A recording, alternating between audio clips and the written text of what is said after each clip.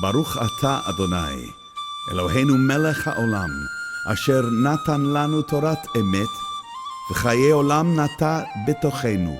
Baruch ata Adonai, noten haTorah. Shalom a todos mis hermanos, esta es la Parashá Pinjas y está en el capítulo 26, verso 10 al 31, y vamos a ver cómo, así como el Eterno creó al universo y permitió que tuviéramos día y noche, el principio es el mismo en cuanto a nuestra experiencia diaria, nuestra experiencia espiritual como pueblo de Israel.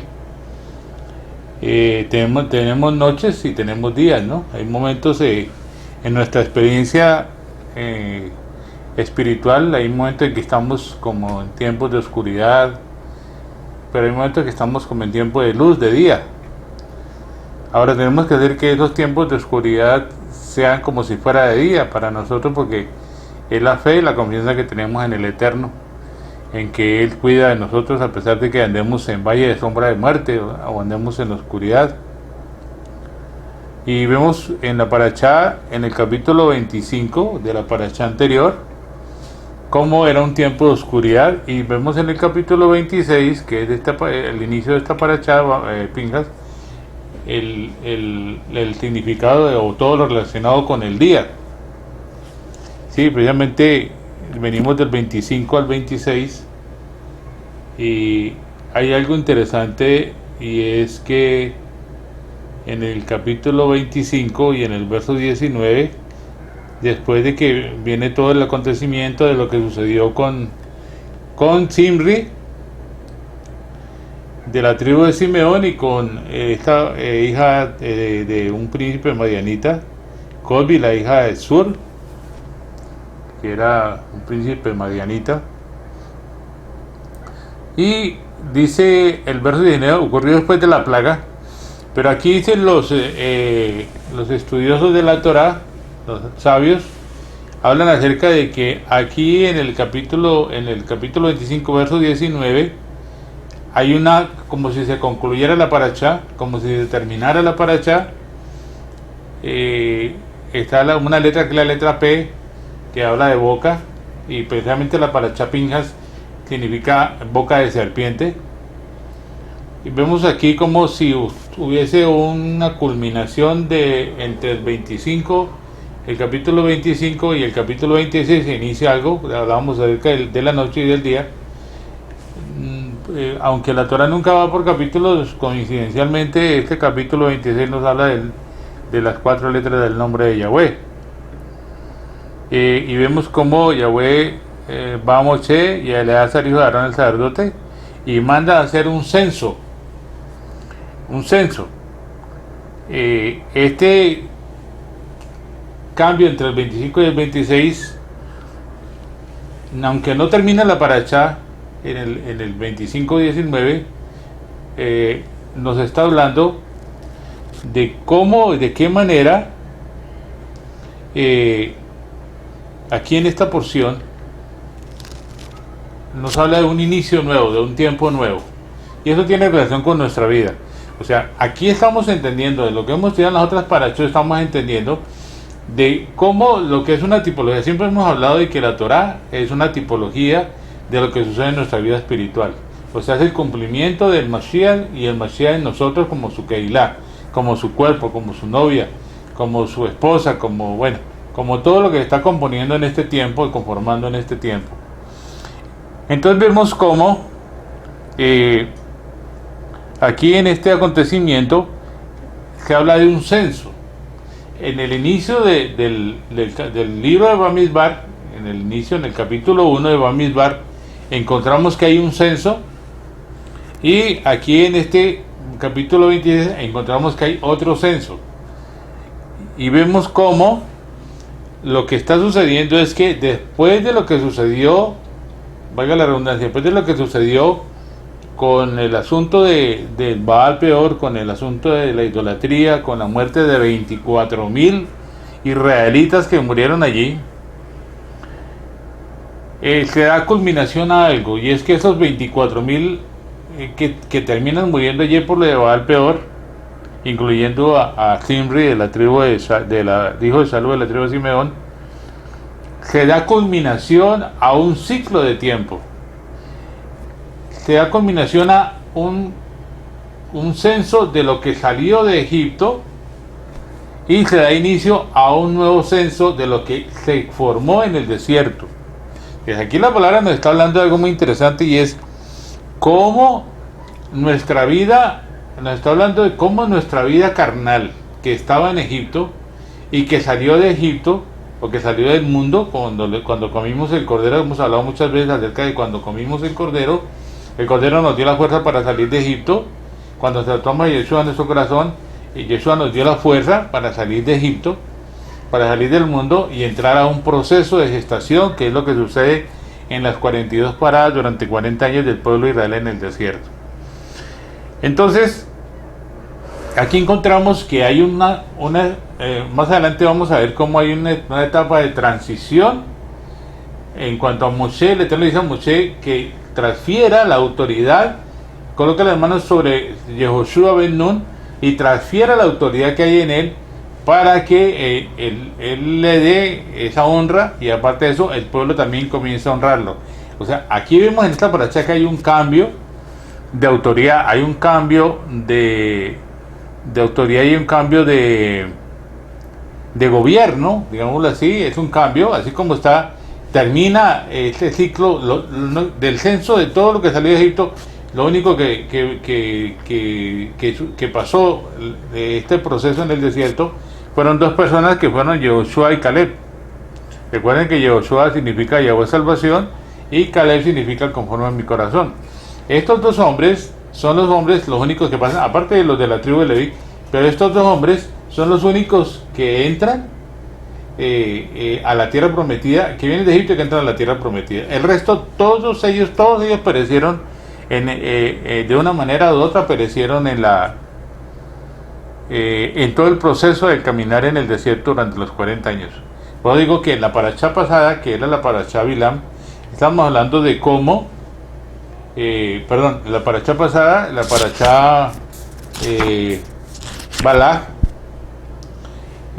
nos habla acerca de cómo termina con algo que fue catastrófico en cierta manera, pero que era necesario que estos 24,000 murieran, porque era el culminar un ciclo de tiempo, un ciclo que nos habla acerca de ese morir a la carne. Eso está hablando de que aquí en esta paracha estamos terminando de morir a todo lo que es nuestra carne, de cómo se manifiesta de una manera muy fuerte la idolatría, la perversión, de todo lo que está terminando con nosotros, que somos el pueblo de Israel, que estamos rumbo a la tierra prometida, al disfrute de la tierra prometida, porque aquí el pueblo de Israel ya estaba a orillas, prácticamente a orillas del Jordán, pero estos 24,000 que ve allí no podían entrar a la tierra prometida, ya que eran venidos de Egipto. O sea, Yeshua mismo le dice a Nicodemo: lo que ha nacido la carne, carne es, más lo que ha nacido el espíritu, espíritu es. Entonces vemos que estos 24,000 venían de Egipto y no podían entrar a la tierra prometida porque venían de la carne. O sea, nos habla precisamente de cómo nosotros, esa condición carnal tiene que llega un tiempo en el cual tiene que culminar para que nuestra vida espiritual se manifieste. El Rab Shaul es un hombre que sucede lo mismo. O sea, el Rab Shaul es un hombre que, a pesar de que conocía la Torah, lo que tenía era conocimiento de la carne, era un hombre que estaba en la carne, pero en el proceso de lo que sucede cuando iba camino a Damasco, todo lo que sucede con su vida, él comienza a tener un cambio de ir muriendo para ir viviendo, hasta que llega un punto en el cual él dice: ya no vivo yo, mas Yeshua vive en mí. O sea, este hombre, el Rab Shaul, es un hombre que lo podemos encontrar aquí en esta paracha. Es un hombre que venía de Egipto, digámoslo así, en la carne, y que en el momento que tiene un encuentro personal con Yeshua, Yeshua se le revela y él comienza a tener una muerte carnal para tener una vida espiritual, que es lo que hablamos acerca de lo que Yeshua le dijo a Nicodemo. Ya vemos cómo, de la misma manera, el Rab Shaul dice: sed imitadores de mí como yo de Yeshua. Yeshua dice: el que quiera ser mi discípulo, tome su madero y sígame. Y el Rab Shaul también dice: cada día yo muero. O sea, está hablando de esta condición que vemos aquí de los israelitas, es un proceso que nosotros vamos llevando en nuestro caminar, después de que aceptamos a Jesús en nuestro corazón, después de que salimos de Egipto, nuestro caminar, nuestro proceso de gestación en el desierto es un morir para un vivir. Porque lo único que puede entrar a la tierra prometida es el Espíritu. Lo que es nacido del Espíritu, Espíritu es, dijo Yeshua. Entonces vemos cómo lo que acontece aquí, vemos que hay un nuevo conteo, porque vemos que en el libro de Bamidbar, en el capítulo 11, verso 4, se habla de una multitud mixta. Y aquí encontramos en el libro de Bamidbar, en el capítulo 1, verso 46, cómo hay un conteo, y en las sumas hay 601.730. Perdón, en el segundo conteo que hay, en el primer conteo que hay 603.550, que fue lo que salió de Egipto, 603.550 hombres sin contar la tribu de Leví. Inclusive la tribu de Leví se cuentan 22.000. Aquí ya en el segundo conteo se cuentan, hay otro conteo distinto y ya se cuentan otro número que es 23.000 de los Leví. Y de los que salen de Egipto son 603.550. Pero de los que entran de los que son contados antes de entrar a la tierra prometida son 601.730. ¿Sí? Entonces vemos cómo todo hay una reducción. Aparte de eso, hay una reducción entre las tribus. Hay unos que aumentan, otros que disminuyen en la cantidad de personas, que eso lo vamos a estudiar más adelante, el tema de por qué hay una disminución, cada cual cuánto disminuye, cuánto aumenta, porque cada parte de cada tribu representa una parte del cuerpo del Mashiach. Entonces vemos como en este segundo censo hay una diferencia mínima, que es de esta multitud mixta que dice en el capítulo 11, verso 4, que había una multitud mixta que fue la que incitó al pueblo de Israel a comer, a pedir carne, que eran gente extranjera. Y entonces vemos como aquí la Torah misma nos está hablando la cantidad que salió de Egipto y la cantidad que estaba allí censada en el segundo censo tenía una diferencia muy poquita, ¿sí? Y nos habla acerca de cómo los que salieron de Egipto extranjeros murieron en el desierto, porque el censo que se hace es un censo que dice por las casas paternas, por las casas de sus padres. Pero cuando habla de casas paternas nos habla de vida, y aquellos que no tenían la casa paterna, que no sabían de qué tribu venían, de qué familia venían, porque aquí era estricto precisamente el censo, no podían entrar a la tierra prometida, no fueron contados. Ellos tuvieron que morir en el desierto porque ellos eran, digamos que los extranjeros que salieron con el pueblo de Israel eran cizaña, no trigo. La cizaña no da fruto. Entonces, ahora, este trigo que los hijos de Israel que salieron de Egipto, que eran de la carne, estuvieron en el proceso de morir en el desierto, nació una nueva generación. Cuando se habla de que una nueva generación nació en el desierto que no conocía Egipto, está hablando del nacimiento espiritual que nosotros tenemos, porque nacer de nuevo no es como nos lo han dicho, que acepta al Señor en su corazón y ya nació nuevo. No, nacer de nuevo significa pasar un proceso de gestación y cruzar el Jordán, y ahí sí nace, porque vemos que el pueblo de Israel cruza el Jordán. Al octavo día Yehoshua circuncida a aquellas personas que no habían sido circuncidadas porque nacieron en el desierto. Después viene la toma de Jericó y después viene la toma de toda la tierra prometida. Entonces claramente nos está hablando la palabra de nuestra vida espiritual, nuestro proceso que hemos llevado ya hemos hablado muchas veces de que nosotros no sufrimos crisis, sino que nosotros vivimos procesos, y todo este proceso que hemos vivido es con un propósito, y es precisamente morir a la carne, vivir al espíritu, porque la palabra de Yeshua dice mis palabras son espíritu y son vida. Entonces la conexión que va es a lo espiritual. En nuestro morir es ir muriendo a la carne para que nuestro espíritu se vaya edificando por medio del Espíritu de Santidad, que es la ayuda que tenemos. Él es nuestro ayudador. Y entonces vemos como allí había en el capítulo 11 y 4 habla sobre la mixtura, y vemos hoy en día que ha habido mixtura, hay una mezcla, hay personas que están en la congregación de Israel, de todo Israel a nivel mundial, en la congregación de este caminar que el Eterno nos está llevando a través del Mashiach, a través de la restauración de las raíces de Dios, pero de todas maneras hay una mixtura, ¿sí? Por ejemplo, vemos aquí que entre los discípulos de Yeshua había una mixtura, alguien que estaba ahí metido que no era Judas, ¿sí? Aunque estaba allí, no era. Encontramos más adelante en el libro de los Hechos, en el capítulo 5, que la Keilah también tuvo una mistura. Habían dos creyentes verdaderos, pero no eran creyentes puros. Hay una cosa entre creyentes verdaderos y creyentes puros. Entonces, aunque son creyentes que creen en el Eterno, pero no viven una vida de pureza, no viven una vida de santidad. Entonces la palabra dice que en santidad no la vamos a poder ver. Estos dos eran precisamente Ananías y Zafira, y vemos lo que les aconteció. Ellos murieron por lo que hicieron, por su pecado. En 2 de Timoteo también nos habla acerca de cómo Alejandro el Calderero estuvo en contra del rey Saúl, y también encontramos allí una mistura. Ellos aborrecieron al rey Saúl y se opusieron de una manera muy fuerte, muy fuerte contra el rey Saúl y contra lo que el rey Saúl venía enseñando. Y encontramos también a Demas, un colaborador del rey Saúl, que abandonó todo debido a su amor por las cosas del mundo y se apartó. Demas también se apartó. Entonces vemos como, así como ha habido mistura allí entre todos estos, el inicio de la Keilah, hoy en día también encontramos de lo mismo. Hay mistura, hay gente que está allí, pero posiblemente no sea de allí, no sea de aquí. Anhelamos que, por ejemplo, las personas que están en nuestra congregación, todos sean de acá, y todos los que el Eterno agregue sean, ninguno tenga que irse. Eso es lo que anhelamos y es nuestra oración. Porque sí, encontramos que allí hubo mistura, y encontramos en este caminar hay mucha mistura. Hay personas que estaban ahí, y se suponía que eran como firmes, y de un momento a otro algo sucedió y se fueron. Algo sucedió, y no solo que se fueron de la congregación, sino que se fueron al mundo.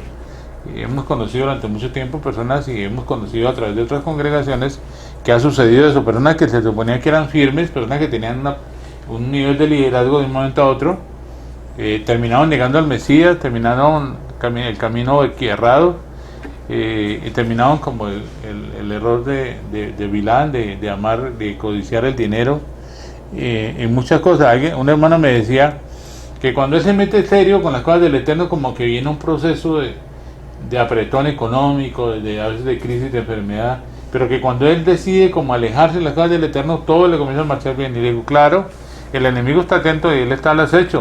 Dice que él anda como el león rugiente buscando a quien devorar. Cuando hablamos de ese buscando a quien devorar, está diciendo que cuando tú decides apartarte de las cosas del Eterno, él está dispuesto a darte todo lo mismo que pasó con Yeshua cuando Yeshua estaba en el desierto, en el ayuno.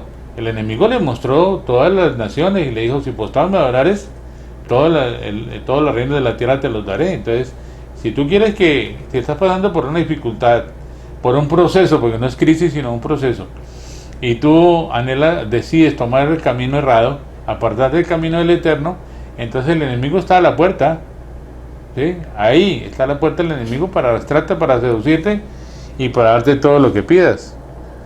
Entonces vemos cómo el pueblo de Israel, que se encontraba a las puertas de la tierra prometida, tenía que pasar por ese proceso de depuración, último proceso de depuración. Y es lo que sucede con nuestra vida y en este caminar. En este caminar va a haber procesos de depuración. Por eso la palabra dice, el que esté firme mire que no caiga. O sea, no podemos decir, no, es que yo estoy firme, yo ya estoy planillado, el reino de los cielos ya me pertenece.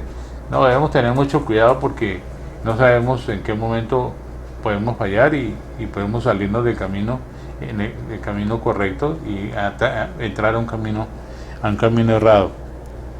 Entonces, este censo, decíamos que era el censo era por las casas de sus padres, y había un reconocimiento a la autoridad, ¿sí? Y entonces vemos como en este andar, en este segundo conteo, lo que sucede es que Moshe transfiere la autoridad a Yehoshua delante de Eleazar. Ahora, hay algo interesante acá, y es que a raíz comenzando el capítulo 26, aparece el sacerdote Eleazar, aunque el pacto del Brit no se lo dieron a Pinjas, que era hijo de Eleazar, nieto de Aarón. Y vemos cómo en ese censo y en ese caminar, ahorita como vamos a ver más adelante, cuando ya se transfiere de Moshe a Yehoshua, comienza un nuevo proceso, y es cómo ya el Eterno habla directamente con Moisés. Ya cuando Moisés se va, ya el Eterno no habla directamente con Yehoshua, ya el Eterno habla a través de Eleazar y a través del Urim y el Tumim. Y el sumo sacerdote recibe la palabra, el mandato del Eterno, la orden del Eterno, y la transfiere a Yehoshua para que Yehoshua sea la autoridad que lo haga cumplir. O sea, vemos aquí que ya comienza a funcionar un reino sacerdotal. Ese reino sacerdotal es el Mashiach, como es Eleazar. La palabra Eleazar significa Yahweh, él me ayuda, Elohim él me ayuda.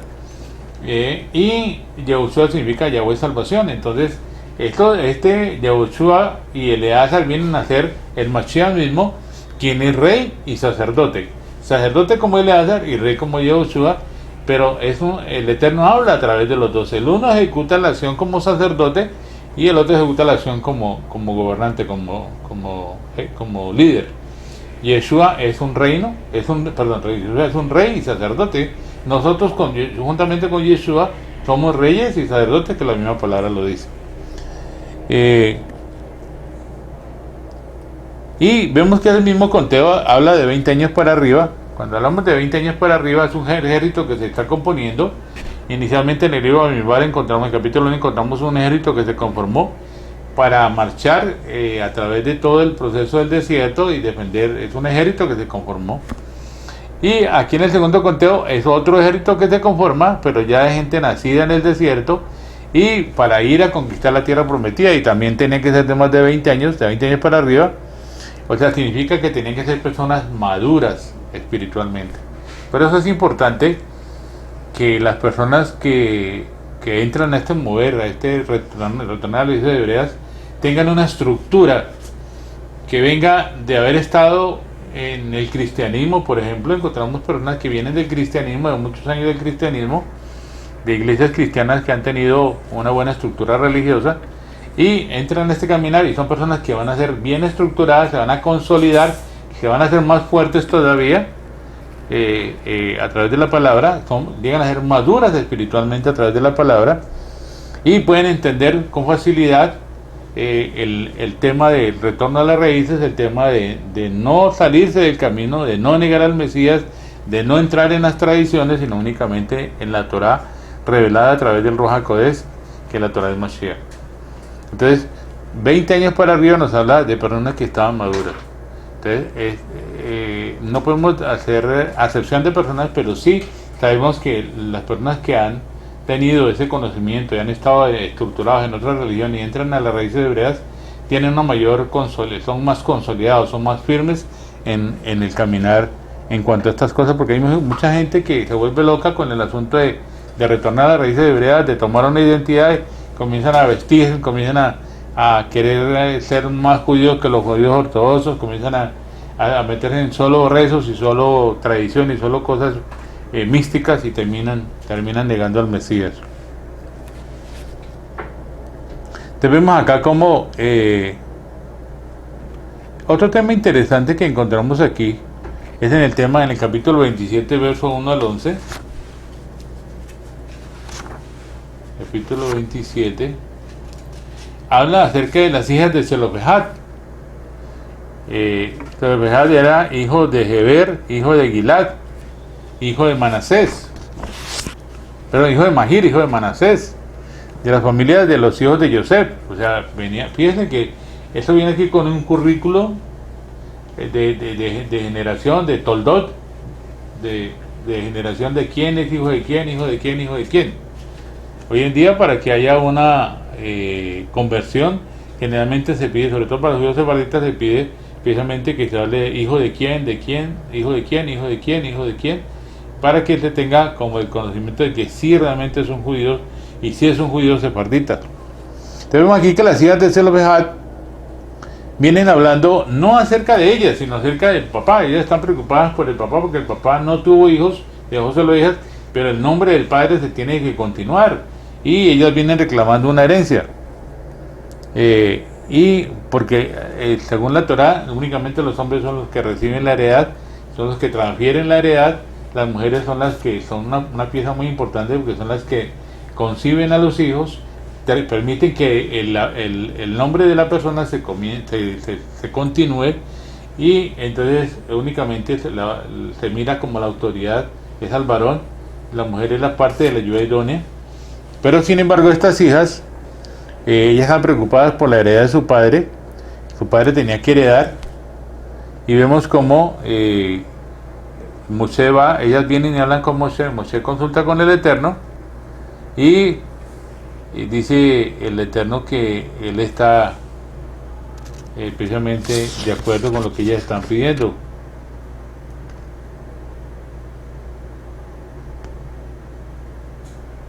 Dice en el verso 6 del capítulo 27, dice: dijo Yahweh a Moshe, lo correcto, las hijas de Zelofehad están hablando, darles habrás de dar a ellas posesión en herencia en el seno de los hermanos de su padre, y habrás de transferir la herencia de su padre a ellas. Y se estipula una especie de nueva ley. Ahora, ¿por qué aparecen las hijas de Zelofehad aquí? O sea, ¿por qué aparece la parte femenina recibiendo heredad?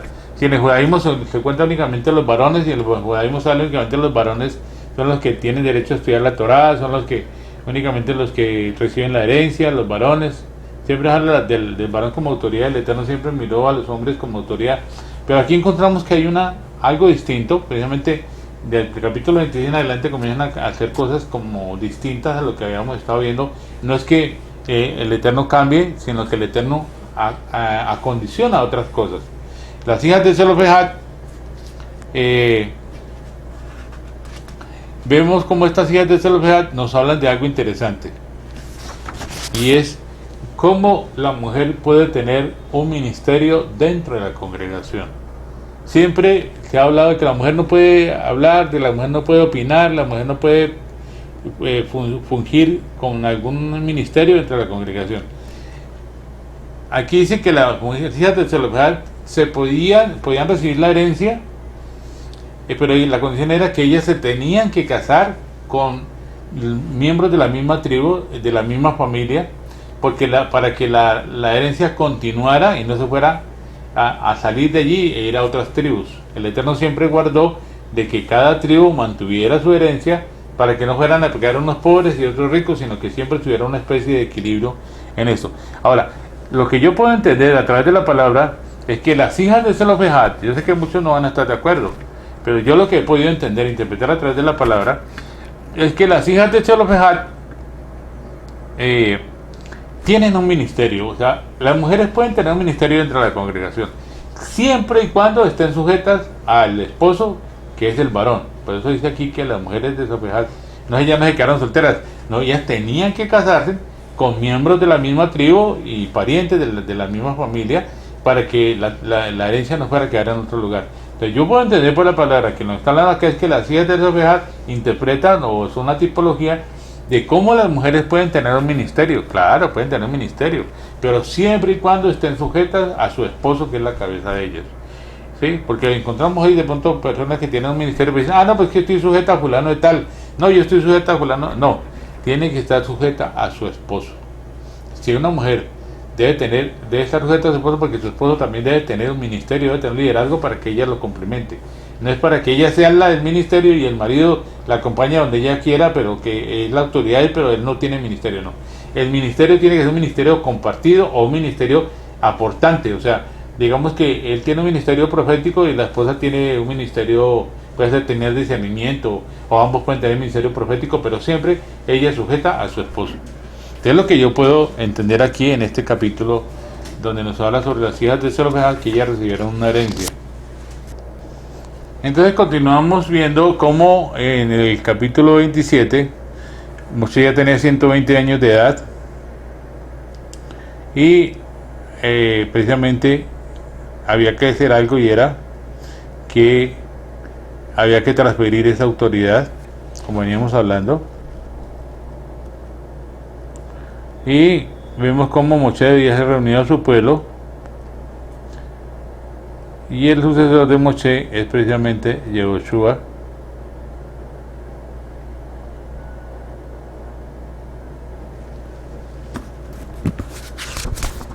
En el capítulo 27 dice Yahweh, dice Moshe al Eterno,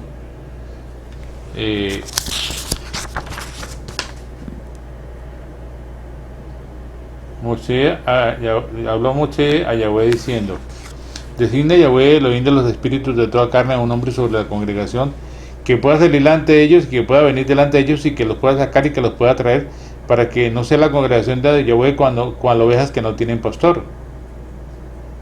Y entonces dijo Yahweh a Moshe: toma tú a Yehoshua bin Nun, hombre imbuido de espíritu, y apoya tu mano sobre él, y habrás de presentarlo ante el Eleazar el sacerdote y ante toda la congregación, y lo ordenarás a ojos de ellos, y habrán de conferir parte de su esplendor sobre él, para que obedezcan toda la congregación de los hijos de Israel.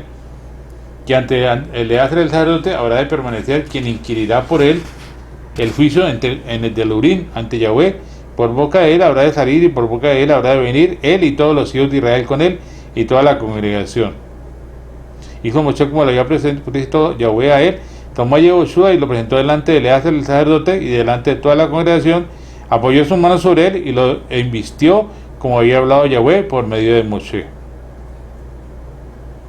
Vemos que hay una transferencia, hay un cambio de autoridad, hay un cambio de gobierno, y es precisamente lo que está sucediendo en este tiempo, cómo el Eterno está transfiriendo de Moshe a Yehoshua, cómo está terminando el tiempo de aquellos que van a Egipto a sacar al pueblo de Israel, llevarlo al desierto, y cómo se transfiere ahora a ese pueblo que salió de Egipto, llegó al desierto, murió, nació una nueva generación.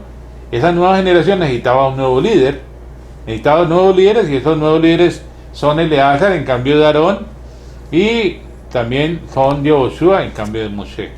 Entonces, lo que vamos a ver hoy en día, y estamos ya comenzando a ver, son las goteras de lo que está pasando, es que muchas personas que estaban allí en el desierto, en un proceso, van a comenzar a entender el proceso, van a comenzar a entender las raíces hebreas, van a comenzar a tener una identidad, porque ya están comenzando a nacer, están comenzando a cruzar el Jordán. Entonces comienzan a entender que deben tomar una identidad de quiénes son, y aparte de eso, comenzar a caminar en lo que es el pueblo hebreo, en lo que es el pueblo de Israel y en lo que es el pueblo judío. Hay una diferencia entre los hebreos, israelitas, judíos. O sea, somos hebreos porque venimos del otro lado, como Abraham, que fue el primer hebreo. Somos israelitas porque hemos peleado al lado de Yahweh y hemos vencido, que es el proceso que llevamos en el desierto. Y somos Yehudí porque somos verdaderos adoradores en espíritu y en verdad, que es el proceso. Al cruzar el Jordán y nos convertimos en verdaderos adoradores en espíritu y en verdad, y comenzamos a disfrutar de la buena tierra, que es la plenitud del Mashiach. Entonces lo que está sucediendo aquí es que precisamente Moshe pone de su honra sobre Yehoshua, transfiere sobre Yehoshua delante del pueblo de Israel, y él comienza a llevar un liderazgo y comienza a introducir al pueblo de Israel a la tierra prometida. Moshe pudo ver la tierra prometida, mas no pudo tocarla, porque Moshe tenía un ciclo que culminaba ahí, donde él transfiere a Yehoshua, y donde el mismo Aarón transfiere a Eleazar, era la culminación de su tiempo, y es lo que estamos viendo en estos momentos. El tiempo se está acabando para todo lo que son las religiones cristianas. Está terminando un proceso en el cual hay un pueblo que está saliendo de allí y va a tomar identidad como un pueblo, que es el pueblo de Israel. Ya no va a ser las iglesias, ya no va a ser las Keilah, ya no van a ser las religiones fulanas, sino que va a ser el pueblo de Israel, identificado con Yeshua como el Mashiach, el guía, el libertador, y celebrando las fiestas hebreas desde la perspectiva de nuestro rabino Yeshua HaMashiach. Este es el propósito de lo que estamos viendo en esta parashá, donde hay una transferencia de gobierno y una transferencia de liderazgo, y es ya estos dos, Eleazar como sumo sacerdote y Yehoshua ben Nun como líder, como gobernante, los dos, que es la tipología del Mashiach, como rey sacerdote, introduciendo un pueblo a la tierra prometida. Entonces ya estamos entrando en este proceso, ya estamos andando en este proceso, avanzando en este proceso. Debemos recordar que debemos estar firmes, debemos recordar que sin santidad no lo vamos a poder ver, debemos recordar que siempre en nuestra debilidad Él se fortalece. La espero la próxima semana. Shabbat Shalom para todos. ברוך אתה אדוני, אלוהינו מלך העולם, אשר נתן לנו תורת אמת, וחיי עולם נטע בתוכנו. ברוך אתה אדוני, נותן התורה.